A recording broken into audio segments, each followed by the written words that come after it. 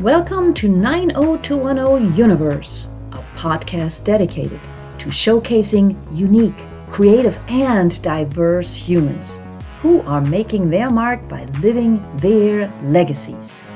Visionaries who took and take action daily.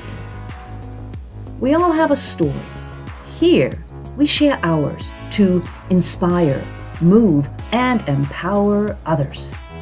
It's okay to face challenges as we all journey through survival, thriving, and succeed in life. So join us as we spotlight rock stars who navigate the roller coasters of life and use their uniqueness to show that if they can do it, so can you.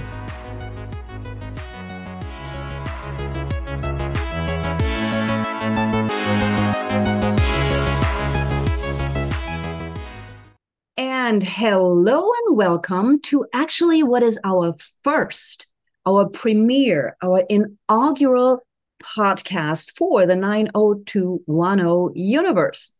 And today we have a special legacy liver, if you can actually say that, but he lives, breathes, and helps you create legacies.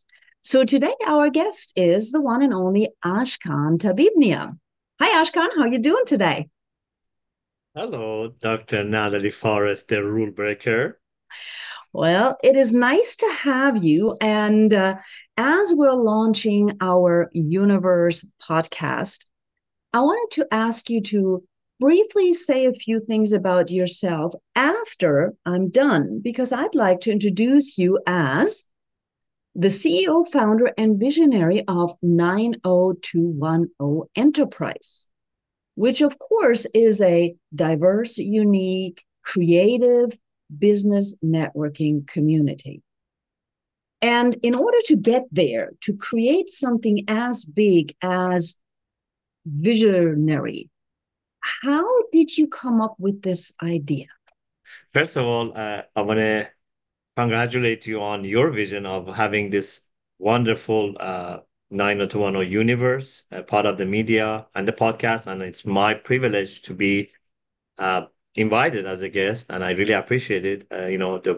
With the whole team behind you, with the Barrett that they call the media boss, and our wonderful mompreneur, Michelle, and Yes. also Aaron. Uh, you know, Sometimes when people ask, how do you create something big as a universe or what Mhm. says behind you, you just have to look inside yourself. And instead of looking out, a discovery that you have done, whether it doesn't matter what age you are, Mhm. everyone at their different ages or milestones of life, they achieve certain wisdom, certain skills, certain talent, certain from adversities and from challenges, certain triumph. And, they always find out the answer to everything they wanted, even though it's Mm. good to communicate, to learn, to acquire, was all along, you know, in themselves, right? And the shorter answer would be if you want to achieve something grand, as per se, as we can kind of quantify, would be inside yourself. Mm. Because inside you is so grand, inside you is bigger than the universe. It's actually bigger than the whole galaxy, right? When you say you, it's unimaginable. How you even quantify that? Mhm. So the journey of the vision of achieving the whatever is to us that the big thing or the uh the universe, it's really lies inside you. The seed is inside you, and the more you delve inside, right, the bigger your consciousness and the possibilities of what you can create and curate also advances that also become so grandiose. So as I do offer suggestion that I know that we all do self-development in different Right. ways. Sometimes we take coaches, sometimes we just meditate, sometimes just by being still and from our various upbringings, whether it was it the religion, philosophies, or way of Mhm. life or disciplines, it always goes back to one thing. Who are we? Do we know why we have been placed on this earth? Do we know our innate abilities? Do we know our skills we have acquired because of our choices? Do we know the skills that we have acquired through our challenges? And every step of the way, we always, again, every day we have to ask ourselves, who am I based on all these things, yesterday and today? And Mhm. and the other question is, my goal is, who do I want to become? What is my next version of me? Mhm. Because again, right? So we can all, yes, we can have inspirations from others. Some people like your question goes back also, give you a good example. Give you two examples. One from an area of power and one from area of almost being not. So Mother Teresa, right? So how did she do it? Being a simple lady. And then she was and is as big as the universe in love and helping everyone among the people that nobody wanted to be around. Mhm. So, and Right. also another question, good example going to be Einstein. Einstein, from when I say power, he understood that his genius in his innate ability took that and creates such the most powerful tool on earth, uh, a nuclear power that can be either for destruction, total destruction, or total usage that we use light from it. So it's two examples from a way of power and from a way of nothingness. How you can achieve these unimaginable and actually quantifiable results. So again, these are listen. Mhm. It's not practice. So uh, as big Right. as Yeah. behind you, you already have the universe behind you. So Yeah. So you just mentioned a number of things. Adversity, I'm taking notes, right? So you mentioned adversity, you mentioned different backgrounds, religion, upbringing, and the somewhat simple question of who am I and why am I on this earth? These seem simple questions, but thinking about our audience where maybe there is adversity, or maybe they were not born with a silver spoon.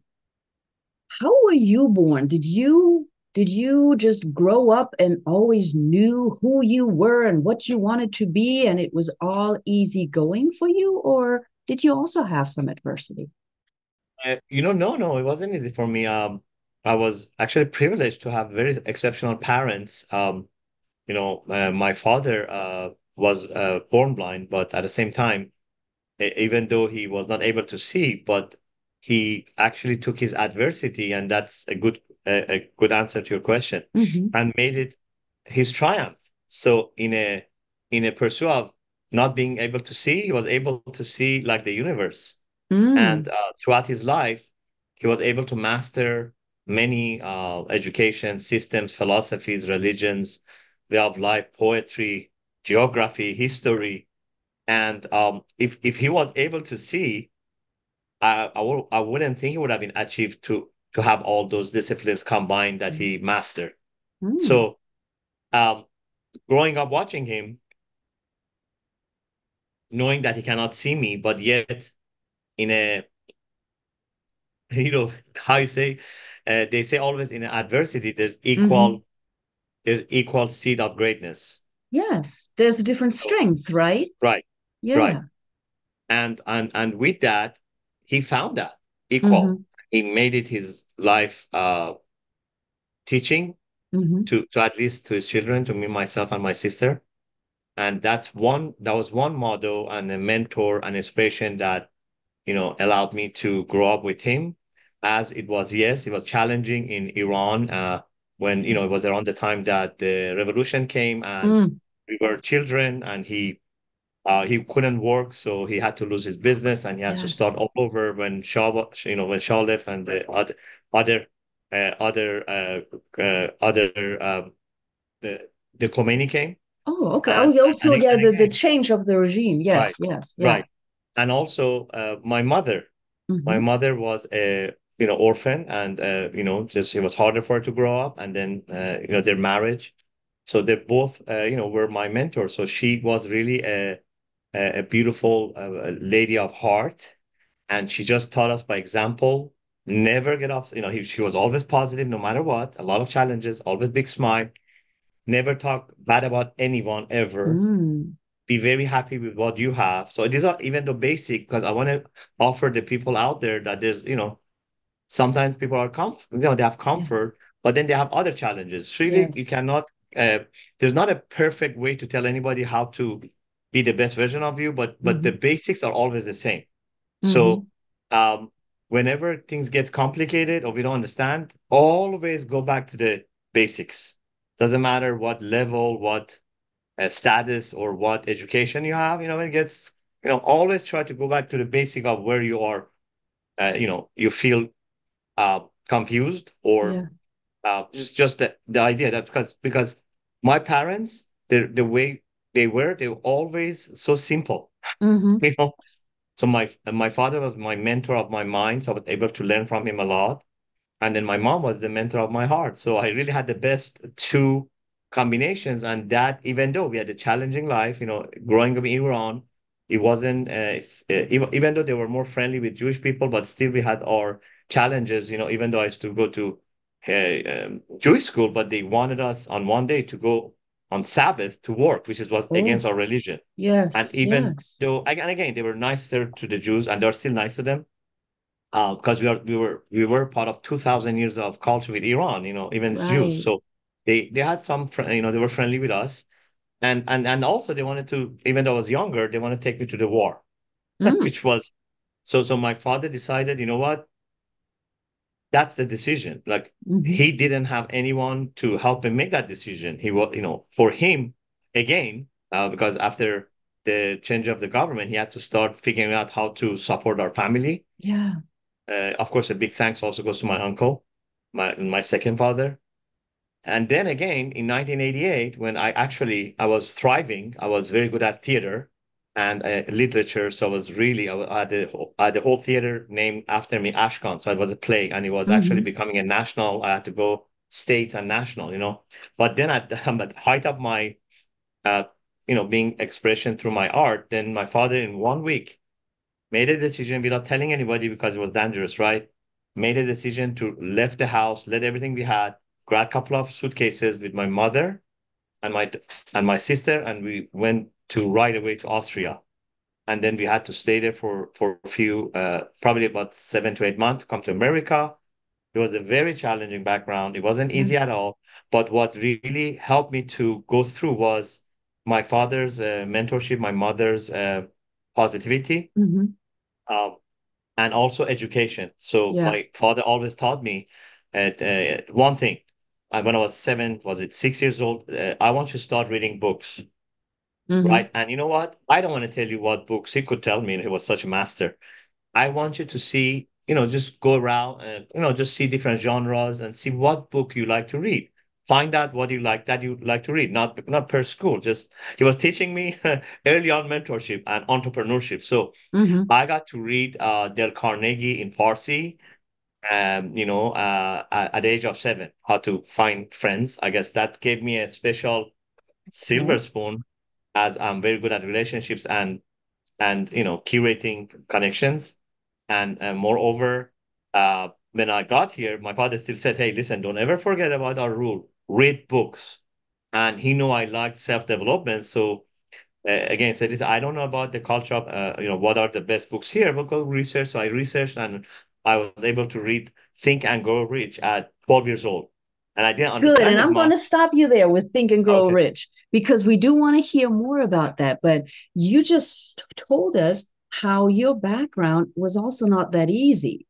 And that there, of course, the best part was that you had parents who loved you and taught you.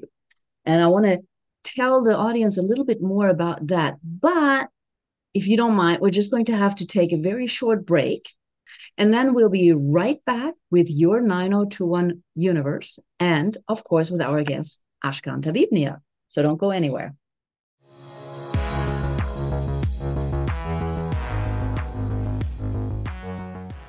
Welcome to 90210 Enterprise, where your dreams take flight. Join an exclusive community of over 20,000 professionals, unlocking access to world-class business consulting and powerful networking opportunities with expertise spanning 12 specialized sectors, including network, business and ventures, real estate, finance, and more. Choose from our tailored access plans, corporate access and executive access. Unlock exclusive benefits of corporate and executive access, including a 30-minute orientation with Dr. Natalie Forrest, Executive Director of 90210 and President of the Media Vertical, and a 45-minute consultation with Ashkan Tabibnia, Founder and CEO of 90210 Enterprise for Corporate Access members. Executive Access members receive a 30-minute consultation. As a member, you enjoy access to special opportunities to expand your reach, participate, and collaborate with our partners, such as Vire and Depeche, and have your message be shared globally. Are you ready to turn your dreams into reality?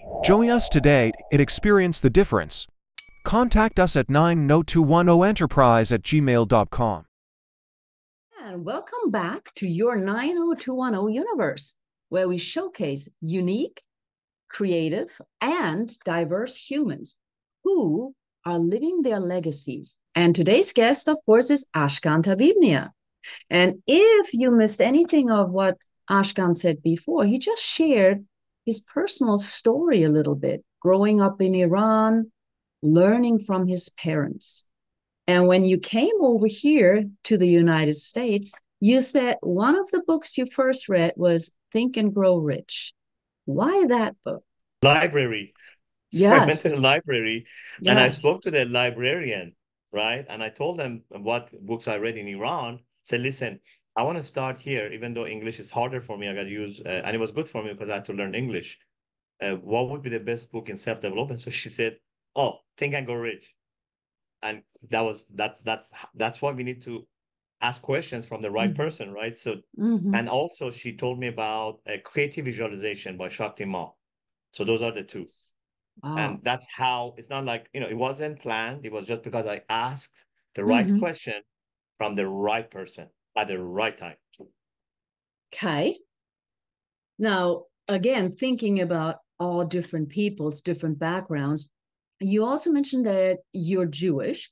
And of course, in your religion, Saturdays are sacred religious days. And at the same time that they are, you are achieving and you do achieve a lot of success in business, in your various businesses before. So given that there's one day in the week that you don't officially work, how can you make that happen? Because there are many religions that have, maybe Saturdays or maybe Wednesdays. They have some kind of rules of when they're not supposed to work. How can you still be successful?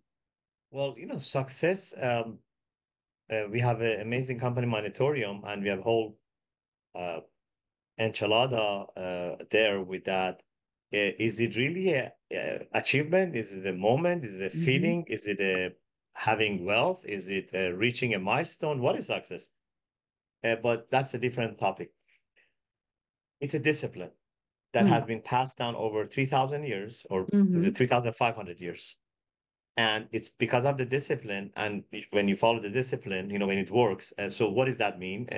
Let's just take not the religion approach. Isn't it nice for everyone to have a day that they can take off? The number one thing that we love the most right now, our phone. To take off from the phone, that brings us actually, we are able to do that today, right? In an instant, connects us to everyone with the WhatsApp groups. And isn't it nice to take out one day off from that and then do what we started this conversation with, to do intro. Imagine there's a 24 hours.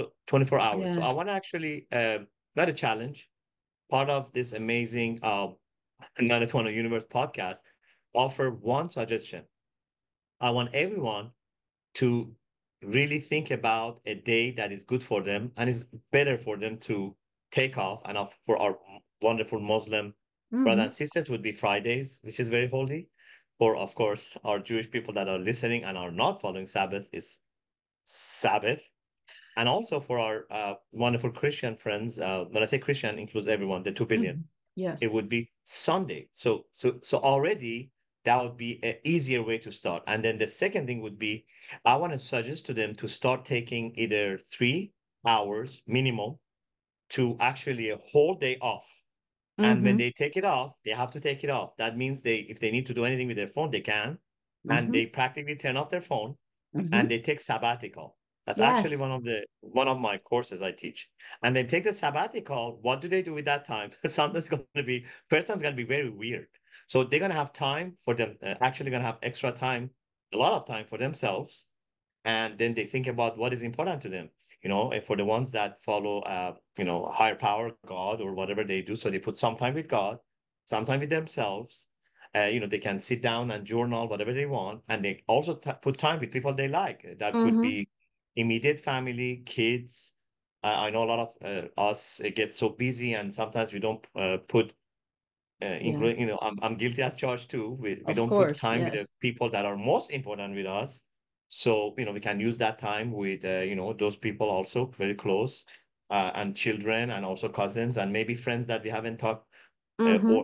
or met for a while that make us happy. So that time is really a holy, beautiful sabbatical Yeah. time. And that's what's very special. That's why when you do it for Mm-hmm. 1 week, I promise you're gonna like it so much that you want to take sabbatical weekly. And Mm-hmm. people gonna and when you do that, people, educate them that, on example, Sundays, my sabbatical from 10 to 1, they Mm-hmm. know that you're not available for not just business, you're not even available for doing errands. Right. Running errands, it doesn't include in Sabbath. Mm-hmm. Only things that are of a lot of value, having amazing dinners, Mm-hmm. conversations. You can, Mm-hmm. whatever you want to write on a paper, journal. Yeah. And we go back again to the basic values. We go to the basic values. And when you do that, it's not just going to juice you. It's not just a reset. It's not just going to empower you. It will fill up your cup. It's like meditation. When you go to yourself daily Mm-hmm. and you meditate, you do breathing, Mm-hmm. but it's something bigger than that. Yeah. And that's like in a simple term, what sabbatical means. And we do it, we love, yeah, of course, for the ones that we do it every week, we cannot Mm-hmm. wait actually for it to become Sabbath again. Because for us, Sabbath, according to, our Bible, it's like a 1/60th of paradise or Yeah. our coming Garden of Eden. It's just Wow. it's this time is not part of the actual time that we have on earth. Mm-hmm. It's a taste of heaven when you properly follow all the guidelines. Yeah. Just to get, and I know that, yeah. But I think that's I'm going to take your challenge, because I think it's a really great start to the 90210 universe, which is partially inspired by a conversation you and I had, creating the Garden of Eden, creating a new universe. And so if we really challenge all the hosts, all the guests, and all of the audience to take a sabbatical. I mean, I do that too, but it is hard nowadays. One final question because we're running out of time. Living your legacy, what does that mean to you? In a just the first of all, congratulations on being the architect of 901 University. I really enjoyed it. You know, uh, it's a very broad question, but the easy Mm-hmm. answer would be, you know, when you know that it could be a moment, hour, could be a class you want to take, or it's like helping somebody or whatever experience that when you do it or you have done it, that makes you not just happiest, Yeah. makes you the highest level you live in. Mm-hmm. We have all those moments. Could be we're at a wedding, or our best Mm-hmm. friend we love so much was going years to find the right person, and we are at their wedding as the best man or best woman, Yeah. or somebody's birthday, or maybe going in the street and just giving $20 to somebody, and we make sure nobody's watching, Mm-hmm. right? That's the important It could part. be that we are helping a foundation. You Yeah. know, any activity that brings not just the best out of you, makes you the best version of you that God had intention to put you on this earth. Because God, when created the universe, said, this universe is so perfect. I made everything, but Dr. Nader needs to be in it.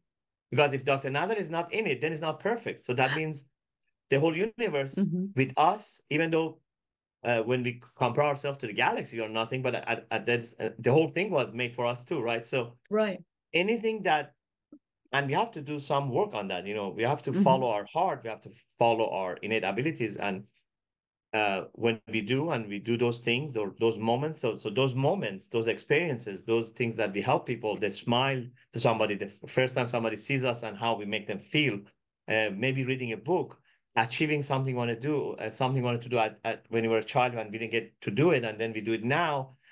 All those combinations at different times and variables becomes a living legacy. So that's important for us to think about those, have a list, and also celebrate all the moments that we lived the legacy and we didn't celebrate.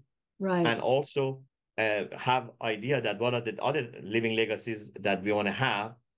So when we leave this world, we we really not only left a legacy, but we lived as a legacy while we were here. I love that. Thank you, Ashkan. So I'm going to thank you for right now, and who knows, we might have to have you back. Thank you for being our guest. Absolutely. Thank you for the inspiration for the 90210 universe.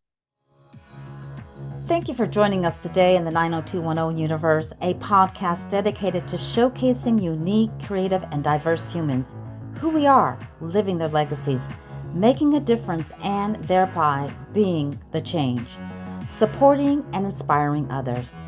Join our universe by subscribing to this podcast, follow us on social media, and contact us to join the 90210 Enterprise community to elevate your life and legacy today.